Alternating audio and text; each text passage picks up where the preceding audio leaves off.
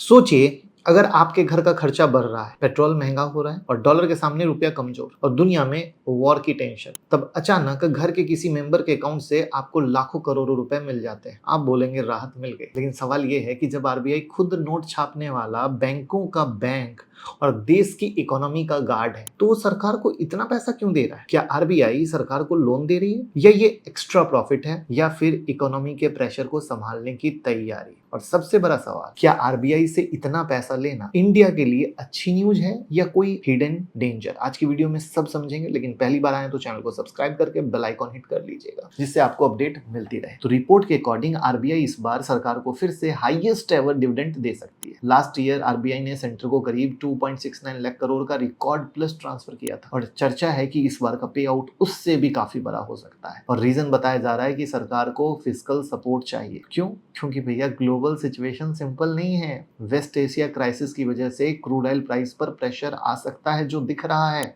India crude oil import करता है, oil महंगा हुआ तो इंपोर्ट बिल बढ़ता है, जो बढ़ रहा है, और इंपोर्ट बिल बढ़ा तो रुपया पर प्रेशर, जो प्रेशर दिख रहा है।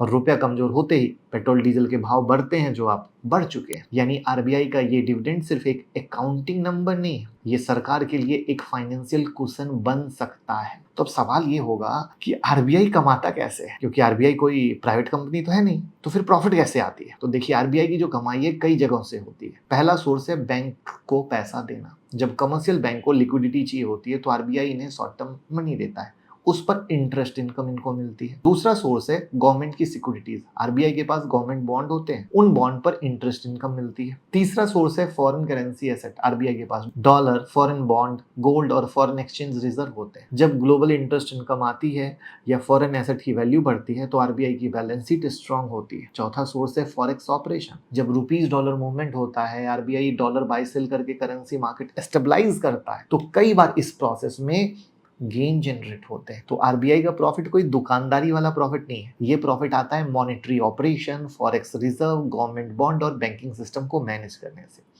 तो अब सवाल होगा कि आरबीआई अपनी कमाई सरकार को क्यों दे रही है?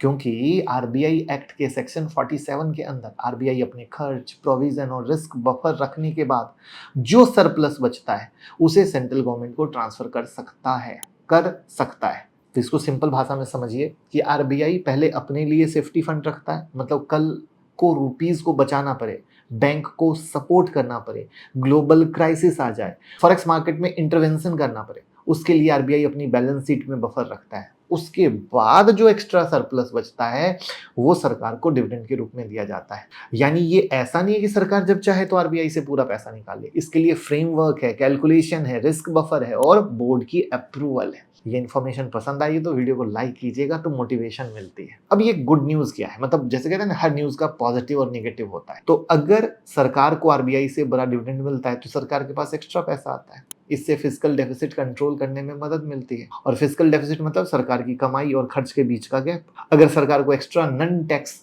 रेवेन्यू मिल गया तो मार्केट से उतना ज्यादा बोरो करने की जरूरत ही नहीं पड़ती, और बोरोइंग कम होगी तो बॉन्ड यील्ड पर प्रेशर कम होगा। बॉन्ड यील्ड शांत रहेंगे तो बैंक और कंपनी के बोरोइंग कॉस्ट पर भी पॉजिटिव असर आएगा, और मार्केट को ये सिग्नल जाएगा कि सरकार के पास क्राइसिस हैंडल करने के लिए एक्स्ट्रा कुशन है। मतलब शॉर्ट टर्म में ये स्टॉक मार्केट और इकोनॉमी के लिए सपोर्टिव न्यूज बन सकते हैं। लेकिन रिस्क क्या है? तो दूसरा साइड भी समझिए। आरबीआई का पैसा फ्री मनी नहीं है, ये देश का इमरजेंसी कुशन है, जो इमरजेंसी को संभालने के लिए काम आता है। सोचो कि आरबीआई बहुत ज्यादा सरप्लस दे दे और अपने पास बफर कम रखे, तो फ्यूचर क्राइसिस में आरबीआई की फ्लेक्सिबिलिटी कम होगी कि नहीं होगी? एग्जाम्पल के लिए, कल को रुपया अचानक बहुत ज्यादा गिरने लगे, जैसे अभी गिर के तो 96 पहुंच चुका, सोचो 105 या 110 हो जाए, क्रूड ऑयल बहुत महंगा हो जाए, एफआईआई लगातार ऐसे ही पैसा निकालते रहे, बैंकिंग सिस्टम में लिक्विडिटी टेंशन आ जाए, तो आरबीआई को मार्केट स्टेबलाइज करने के लिए स्ट्रॉन्ग बैलेंस शीट चाहिए। इसलिए सवाल ये नहीं है कि आरबीआई गवर्नमेंट को पैसा दे या ना दे, सवाल ये है कितना पैसा देना सेफ है।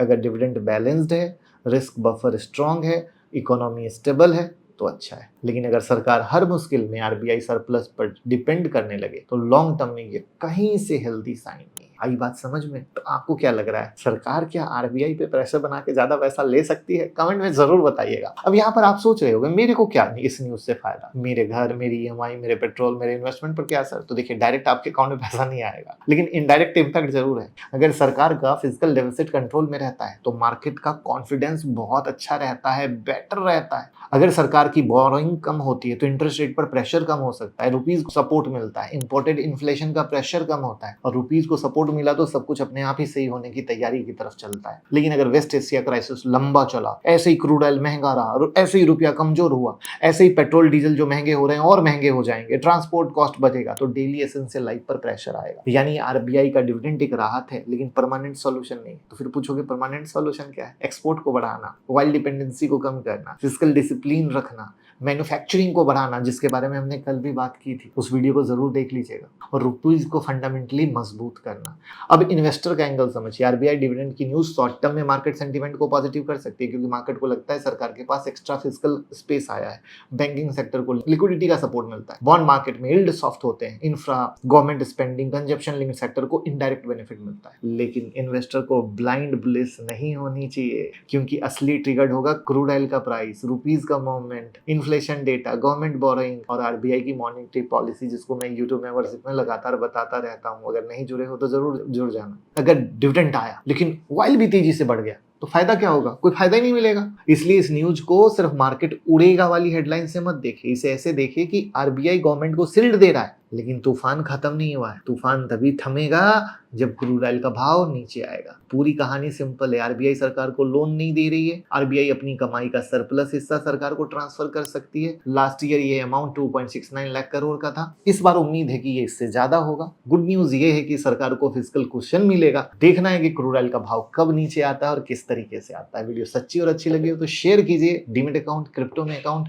और म्यूचुअल फंड में इन्वेस्ट हमारे साथ कर सकते हैं, लिंक डिस्क्रिप्शन और कमेंट में है। Thank you.